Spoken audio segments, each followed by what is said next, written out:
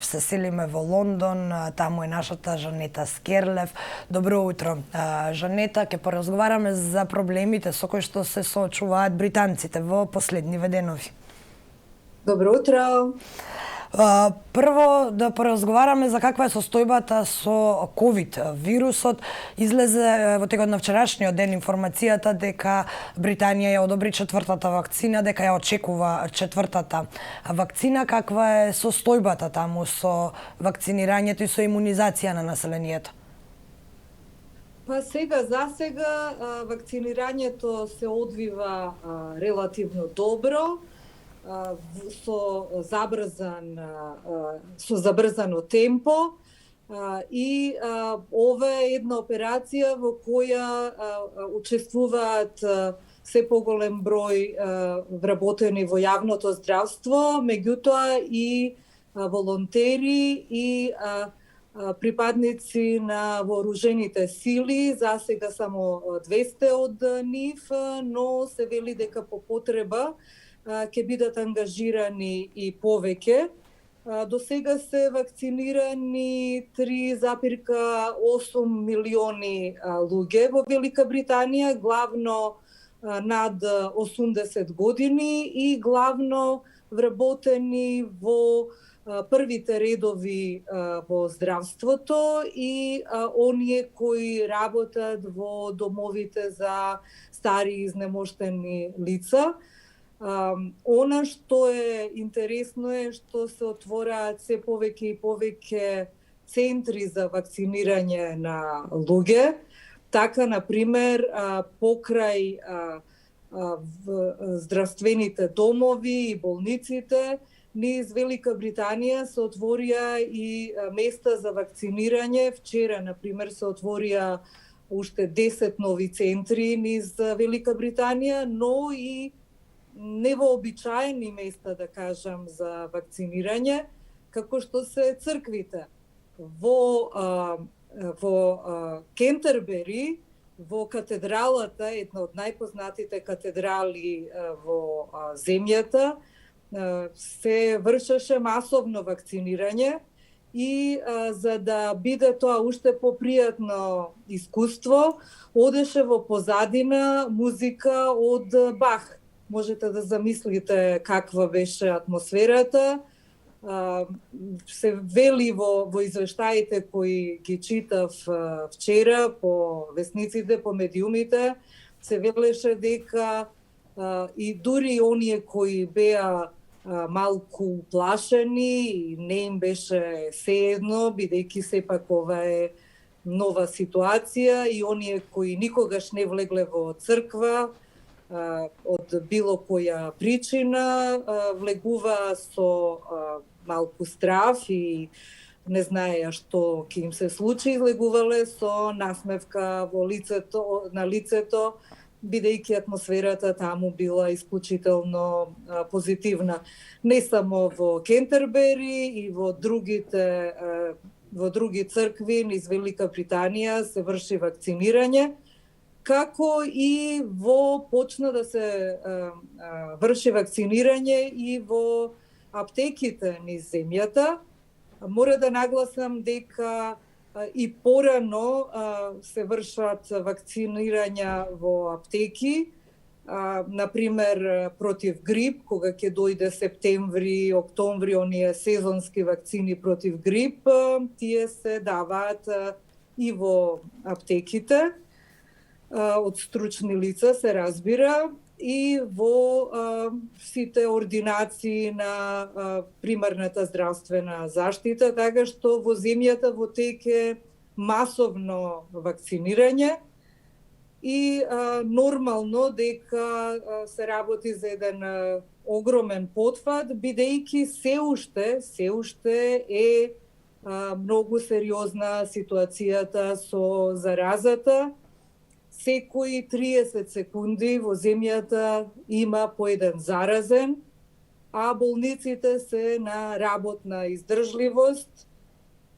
Моментално има околу 15.000 ковид пациенти во болниците низ земјата и добиваме информации дека на работна издржливост се болниците и дека лекарите нормално кои ова е веќе трет бран на епидемијата на COVID-19, на пандемијата и дека лекари, а тоа се истите тие лекари, значи нема нови лекари кои се справуваат со ситуацијата, така што луѓето се преморени, исцрпени, истовремено треба да се грижат и за пациентите и за своите дома. Но велам пак светло на крајот на тунелот е тоа што веќе е започната ова масовна акција за масовно вакцинирање и се смета владата дека до есен би требало да бидат вакцинирани речиси сите британци, најголемиот дел од населението. Така што, сепак има некое светло на крајот на овој тежок тунел. Да, и новата мутација им нанесе нови главоболки на британците, беа затворени аеродромите, укинати сите летови дотаму, но она што друго представува проблем за британците е последиците од Брекзитот. Еве и кај нас веќе се прошири информацијата дека на превозниците и на оние кои се занимаваат со трговија, а кои се обиделе да преминат од Велика Британија во државите од Европска Унија, им биле одземени сендвичи, не можеле да внесат било што значи ова сега за Велика Британија. Ова се, како што кажав, последиците од оној трговски договор. Практично ќе треба ли ревидирање на тој трговски договор? Колку ќе биде отежнат животот на британците кога е во прашање излегувањето надвор од границите на својата земја? Па веќе според првите искуства кои земјата ги има и сите ние ги имаме, излегува дека нема да биде толку лесно. Од повеќе причини. Прво, заради тоа што се чекаше до последниот ден, што се вели, за да се постигне договорот за Брекзит. Се преговараше 4,5 години, а се остави до последниот ден, што мене ме потсеќа кога се учи за испит, па на кампањски се прави последниве денови. Веќе се покажа дека и покрај тоа што владата цело време велеше дека има подготовки, дека тие подготовки беа прилично кампањски и дека всушност не беа доволно добри, бидејќи и она што беше договарано им беше прилично нејасно на луѓето овде. Ајде тоа што не им беше јасно на Сузан и Мери од Њуам, меѓутоа не им беше јасно на Џон и Стивен кои имаат фирма за транспорт и кои треба doing business со Франција, со Германија, со Индија, со Америка, значи на оние кои на вистина требаше да им биде јасно. Оно што се случи, сликите го обиколија светот, се сеќавате она редици камиони кои не можеа да излезат од Велика Британија. Камиончиите чекаа да бидат утоварени на фери за да излезат. Сега тоа малку се расчисти, меѓутоа оно што сега се случува е со договорот беше кажано дека целата процедура и целата бирократија ќе се намали и токму тоа беше една од тие работи која беше мамката, да кажам, луѓето да гласаат за Брекзит. Излезе дека околу 150 страници документи и разни правила треба да се пополнат за луѓето кои сакаат да го продолжат, се разбира, сакаат да го продолжат бизнисот со земјите во Европската Унија, треба да ги пополнат.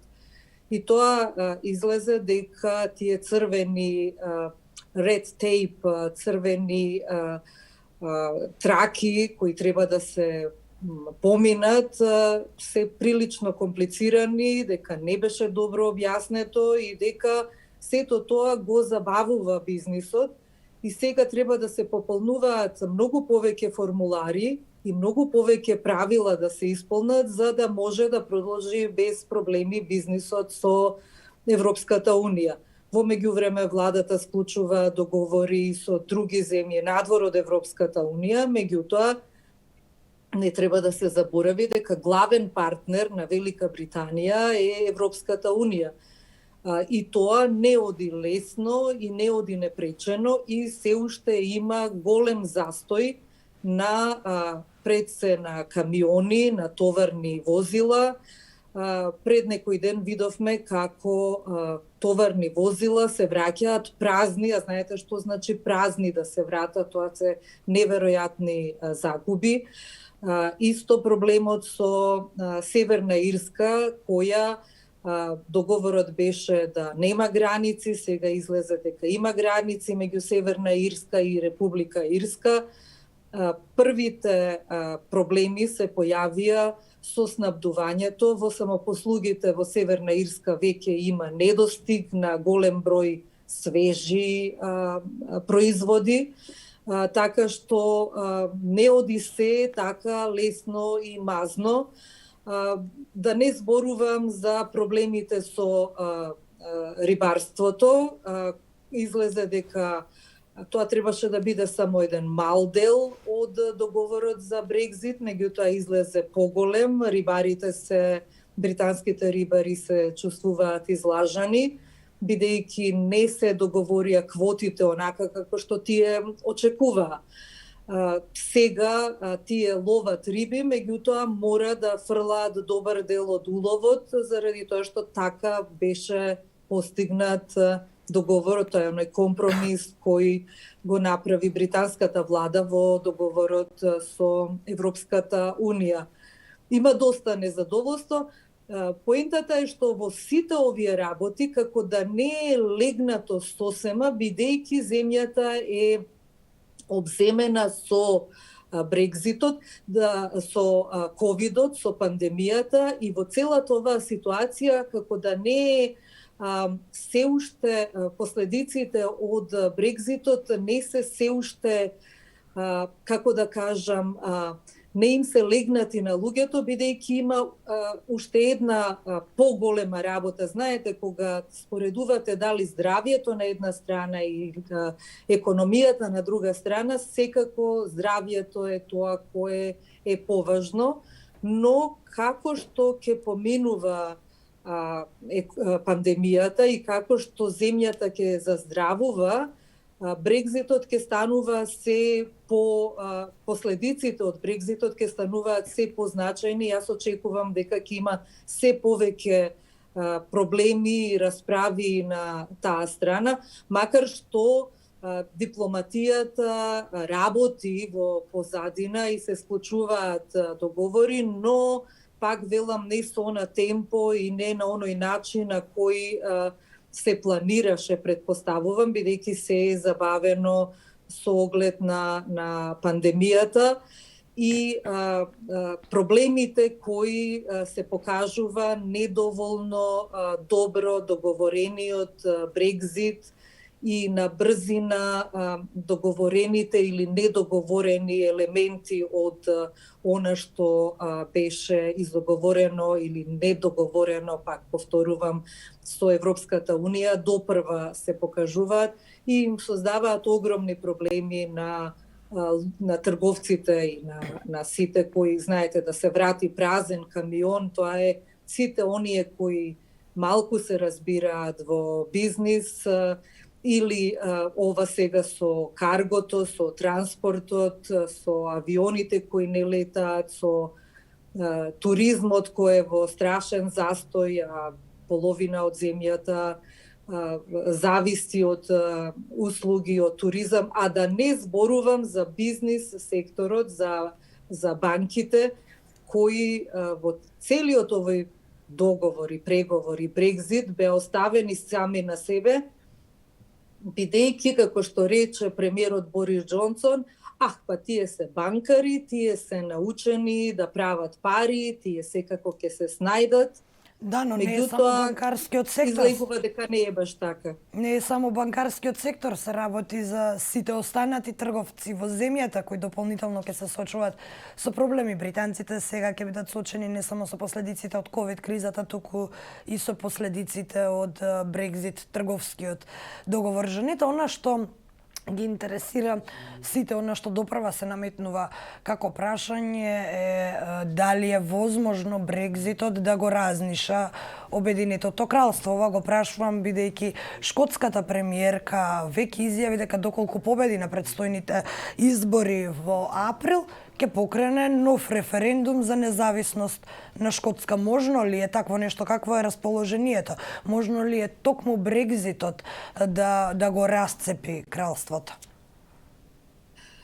Можно е и Брекзитот, меѓутоа можно е и Шкотска се покажа како шкотската премиерка, патем речено, излезе дека е најпопуларната политичарка во Шкотска, меѓутоа и во Велика Британија.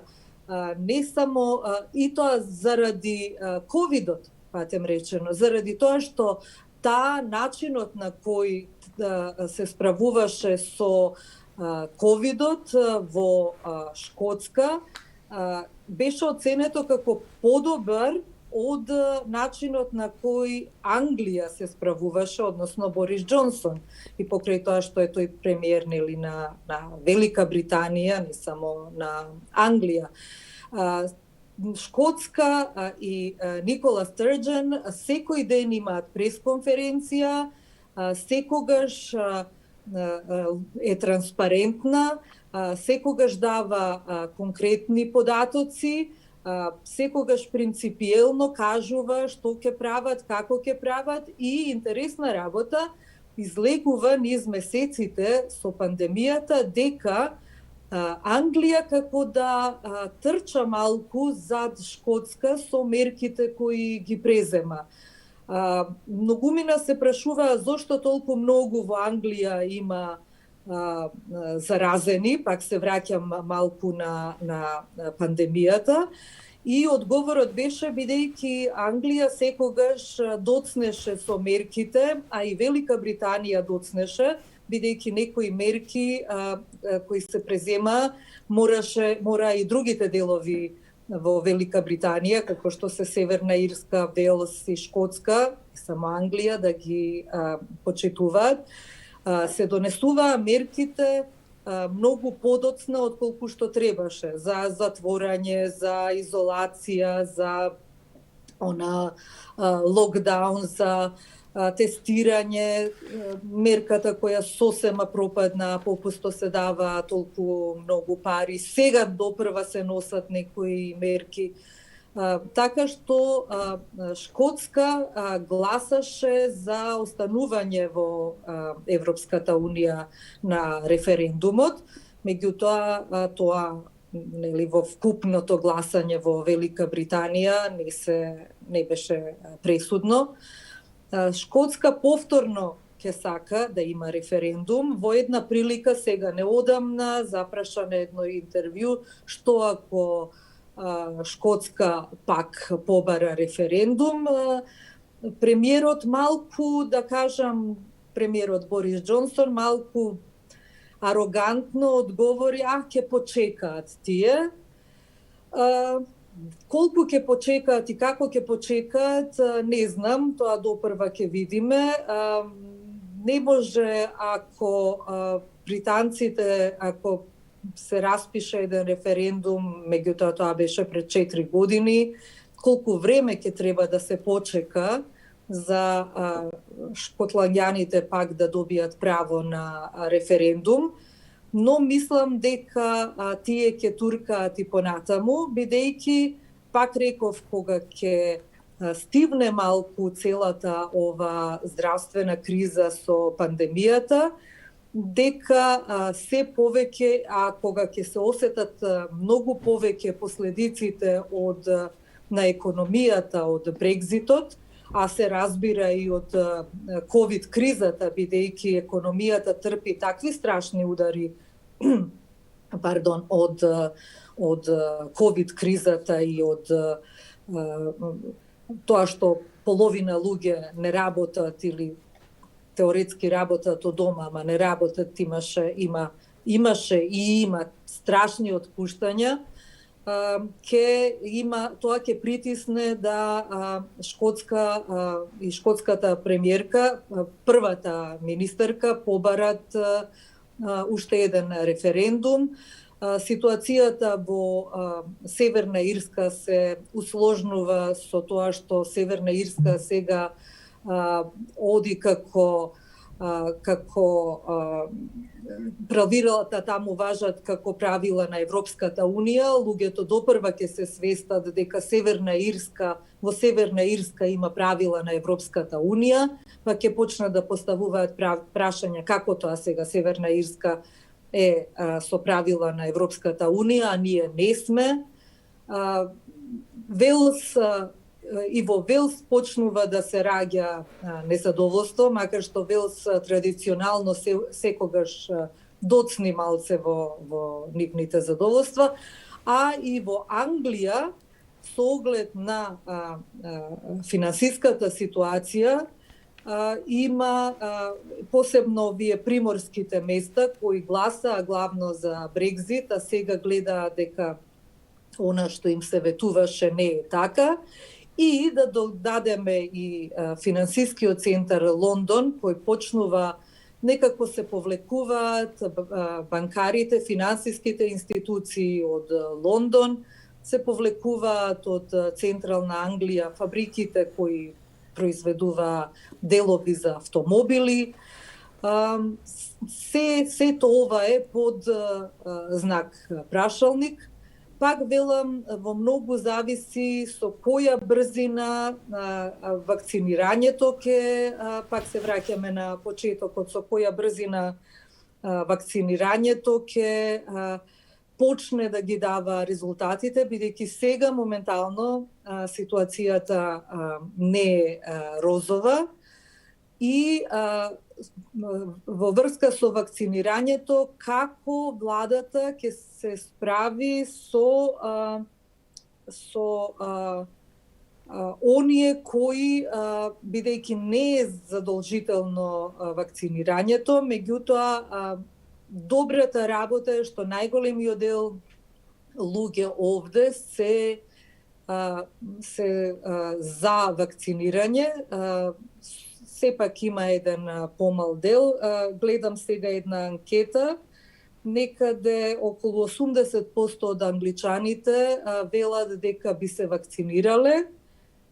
Другите кои не би се вакцинирале велат дека, значи го свртевме кругот во нашиот муабет, велат дека не би се вакцинирале од причина што би чекале да видат малку како тоа ќе се развие, дали ќе има негативни ефекти. Втората причина е некако име шубе дали зошто толку брзо е најдена вакцината, па тука не се сигурни.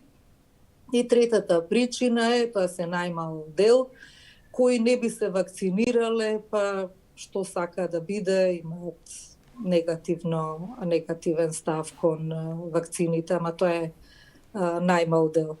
Така што надежта на владата е што побрзо да ги вакцинира најголемиот дел од населението, да се создаде еден имунитет, да може економијата да мрдне и потоа да може да мрдне земјата напред.